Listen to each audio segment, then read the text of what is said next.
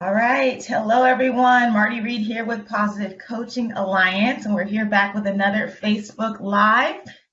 Thanks for joining us. Please send the link out to your friends and family. I'll give you a few moments to join in on the call today, but we're really excited about our special guest.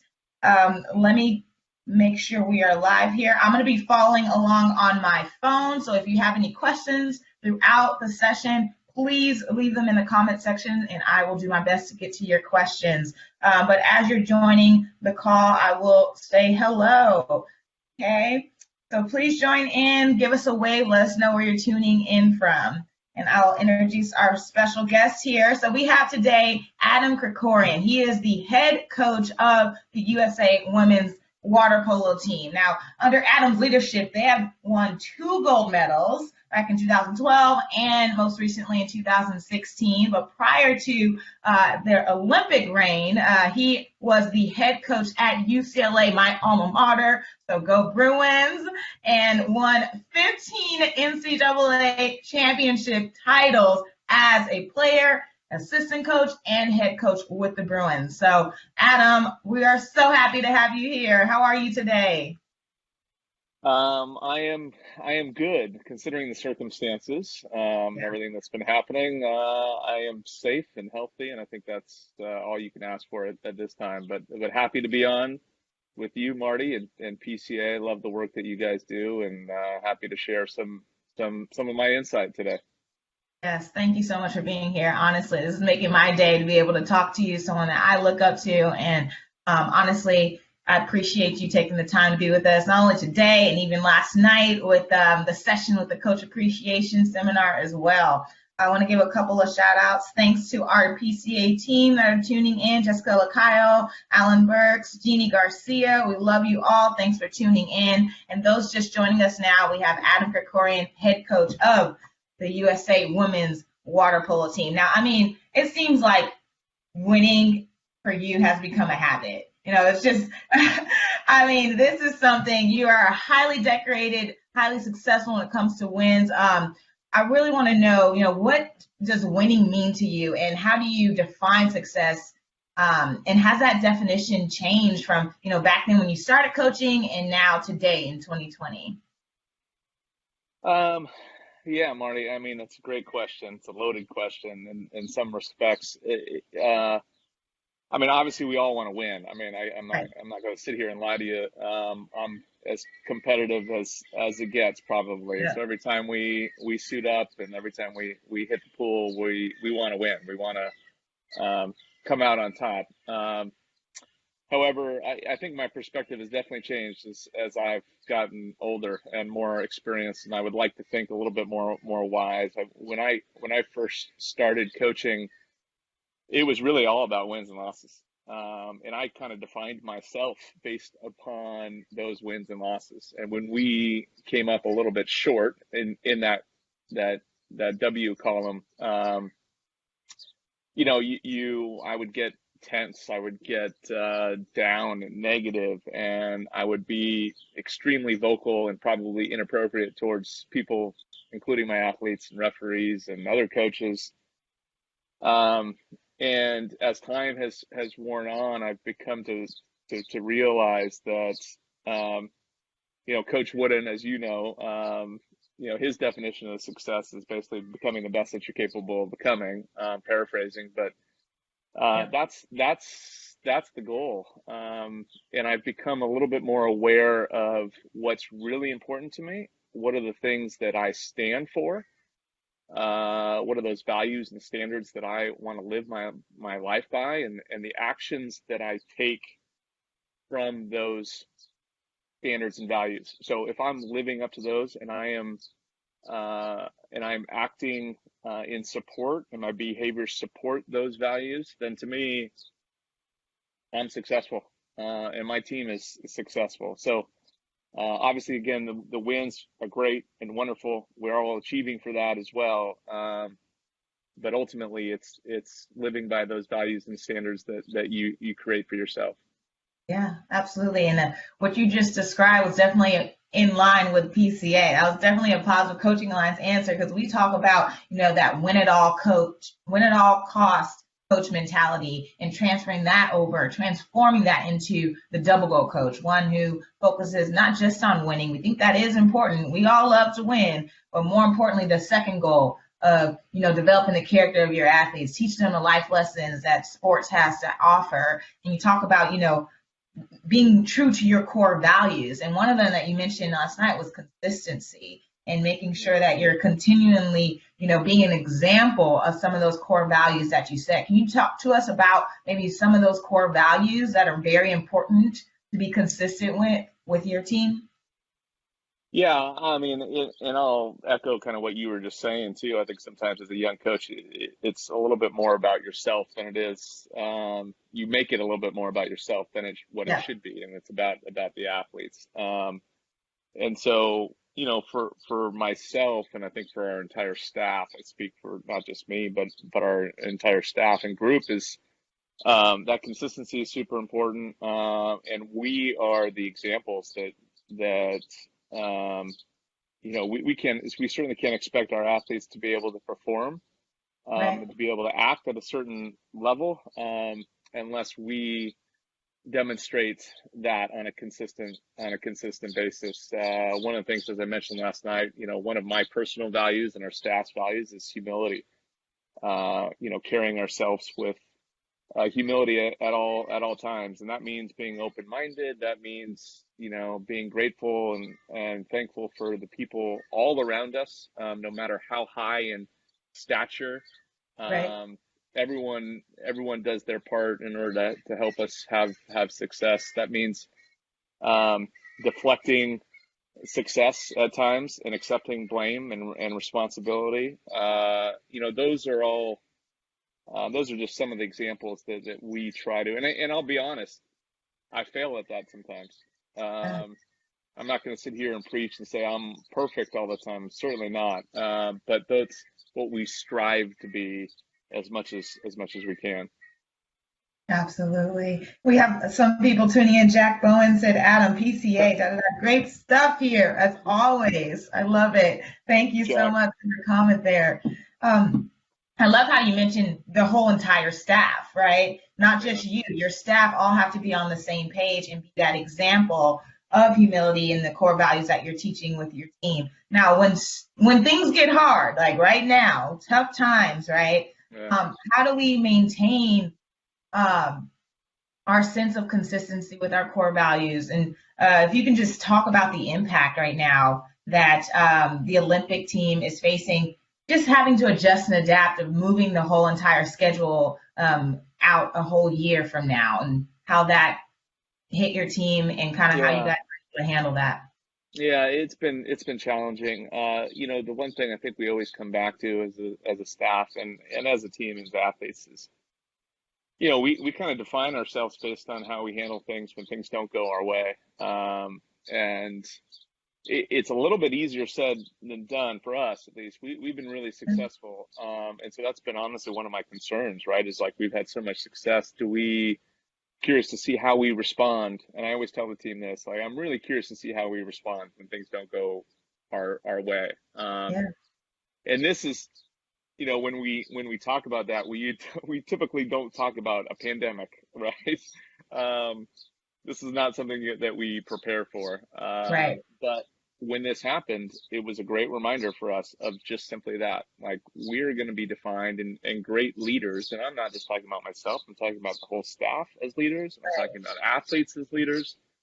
We're going to define ourselves based on how we handle this. And are we what you'll typically see in my mind is if you're in an organization or a team or a company that's got poor leadership, you're going to see fraction, you're going to see divide, you're going to see, I would say, blame is bountiful during these times. Right. But um, if you're in a strong organization, a strong team with good leadership and good people, Right. you're going to come together to kind of get through it. And this has been certainly really challenging. I think the one thing we can't do as leaders is just expect everything to be okay. It's okay to Yeah. grieve, and it's okay to be upset and disappointed and even angry at times. Those are all normal feelings. So we have to that allow that to happen. At the same time, try to, as much as we can, kind of put our focus on what we can control and what we can do to try to make the best of this situation. It's been, it's a mixed bag. I think some people are devastated by the news. Right. And that's the one thing that people need to understand is like, I think there's a misconception that you hear a lot of athletes who are training for the Olympics that say, oh, next year, same goal, same, no problem. Right. Right. To me, that's a lie in a lot of ways. It's not as simple as that. That's what the media wants to hear. The reality is that this is tough and these are tough times and you're questioning if you want to continue, if you want to hang it up. Some people are putting their lives on hold, especially in the Olympic setting, Yeah. to be able to continue to achieve this dream. So I'm not going to lie, it's a struggle. But again, uh, we kind of dig the times that we struggle because we find Yeah. out a little bit more about ourselves. Yeah, right. I feel like true character and the true person that you are comes out in the face of adversity and challenge. So I think that's a great point to be made and for everyone to understand. Thank you, all those that are tuning in right now. This is Marty Reed with Positive Coaching Alliance, and we have Adam Krikorian, the head coach of USA Women's Water Polo Team. And we're talking about how to handle adversity and getting through tough times and understanding that it's not going to be easy and it's okay to grieve these moments as well. Is that the conversations that you've been having with your athletes, or how's the conversations been lately? And what have you been trying to talk to them about? Yeah, I said this last night as well. I think I had this bold plan in the very beginning when all this went down of Yeah. like we're going to have all these meetings and we're going to talk tactics and technical things. And I think I quickly realized that just this was not the time. There was no interest, and Yeah. it would have been a force on my part. So we've stepped away from that. We've done a lot of work with a lot of mindful meditation with our sports psychologists. We've dipped into. We really haven't talked water polo at all, sport at all. We've dipped into topics outside of athletics, which I know for me personally, you get so engrossed in sport and trying to achieve something, Yeah. and it's great, and I love that, and I miss that to a certain extent, but I've really enjoyed reading a little bit more, watching shows a little bit more that educate me on things outside of sport that ultimately will help me become just a more well-rounded person, and ultimately, again, it will lead to me, I believe, to being a better leader, to being a better coach, to being a better athlete. So we've kind of touched on some hot topics in society now, Right. and I think it's allowed us to understand each other a little bit more, a little bit better, and be a little bit more aware of the rest of the world and what's happening in society these days. That's a great point. Yes, absolutely. And being able to study different things and how it actually relates to the things that you're doing on a daily basis. I know you talked about consistency and how important that is, but also not at the expense of, creativity, right? And being able to learn about different lifestyles and everything and how we're all supposed to be working together and being on the same team. And that is one of our campaigns right now. Life is a team sport, and how we all have to work together to really help everyone grow. Can you talk about how important it is during this time to not just look inward and focus on yourself, but also focus Yeah. on others? Well, I think the reality is that I think this is a really challenging time for all of us. When you're isolated, when you're inside, I know it's Mental Health Awareness Month as well. There's a legitimate concern I have for a lot of people out there. And it's really easy during these times of isolation and quarantine to just kind of think about yourself, because you're alone in your thoughts all the time. Um, so, we need to encourage ourselves to think outside, to still be thankful and grateful for people in our lives that have helped us get to Yeah, this point, or to still um, enact, just little bits of kindness and thankfulness as you go out and about in the community. And uh, I would argue that right now, sport plays the largest role it has ever played in our society, and it is going to play the Yeah. largest role in our society ever, maybe, and certainly in my lifetime. With everything that's going on in this pandemic and what's going on in our society, we need to be the leaders. We need to be, and specifically our country. Right. Um, the rest of the world is yearning for us to be leaders, Yeah. is looking to us to lead um, in a ton of different ways. And I think a Mhm. great example of that, I mean, sport is a global product, Right. and it's really a platform and a medium for us to be able to show the rest of the world and certainly our country and kind of how we should act, how we should treat each other, and how we should be a little bit more concerned about what's right instead of always being concerned about who's right. Mm. So those are the areas that I think that I hope the rest of the athletic and sport community kind of focus on moving forward. Yes, thank you. And I appreciate you for saying that. That is a very powerful message. And I agree 100%. And I feel like everyone that are tuning in right now are appreciating it as well. Yes. Jeannie Garcia said, thankful and grateful with little bits of kindness. So good. Yeah, absolutely. And I know we've been spending a lot of time talking about like the mental toll that this is having on the athletes. But there's also mental toll it's having on the parents and the coaches as well. Yeah. Can you speak to that and what parents and coaches are currently going through during this time? Yeah, it's been difficult. I'm a coach and a parent. I got two young ones, and trying to manage my responsibilities as a coach and be a leader for others, but at the same time be a leader of the household as well, Yeah. and give some guidance to children. I know from the homeschooling thing has been it's been some success, most failure, but I think all of us kind of are learning from each other and learning from this experience. And there's clearly there's financial stresses that are being placed on so many across the country, and I think we just gotta.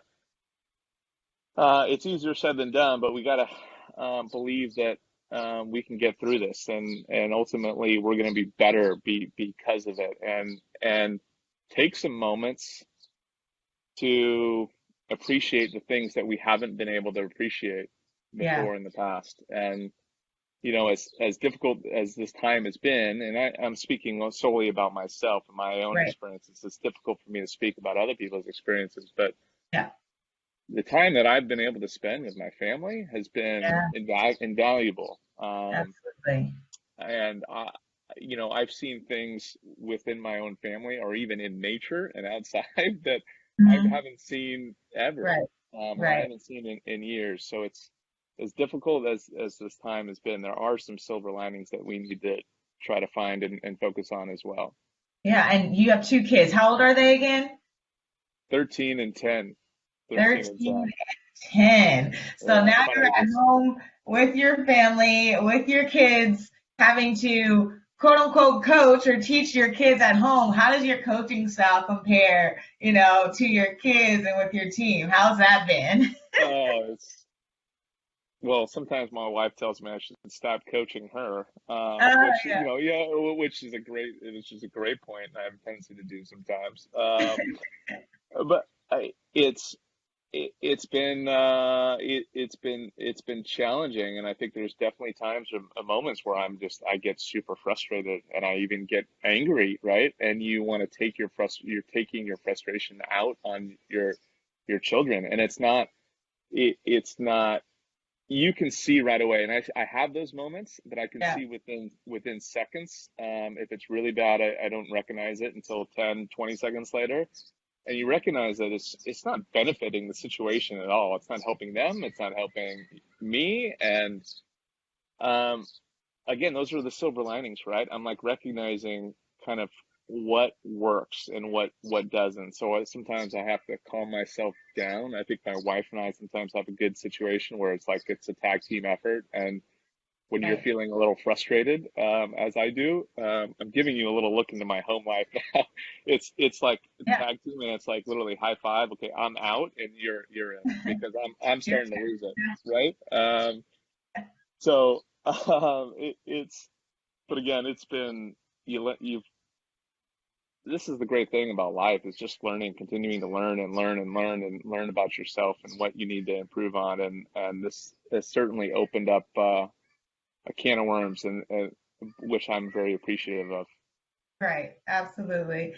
We have Maggie Hatcher. Hi, Maggie. She said, in order to take care of others, you need to be able to take care of yourself, especially as a coach and a parent. Absolutely. People are definitely taking these gems from you. Now, is there anything that you've learned, being at home with the family and facing that different type of challenge? And I know you guys are going to start back up practice pretty soon, get back there and get in the pool. Is there anything that you are taking back and maybe you're going to be doing differently or just keeping in mind moving forward? Um, I don't, I think, again, I mentioned this earlier, but I think just having a different perspective, slowing down a little bit, Yeah, understanding that I just think sometimes we put too much stress on ourselves, and so that stress can be good, right, because it pushes us, but there's a level in which it starts, um, there starts to be diminishing returns, and I think I've said this to a few people before. We don't get too many opportunities in life where we get a second chance on things. And I right. kind of look at this delay, at least for us. We have a year delay to the next Olympics. And I kind of looked at these last 11, 10 weeks or whatever as a chance to reflect. We were right in the middle of, I mean, we were Right. 5 weeks away from selecting our Olympic teams.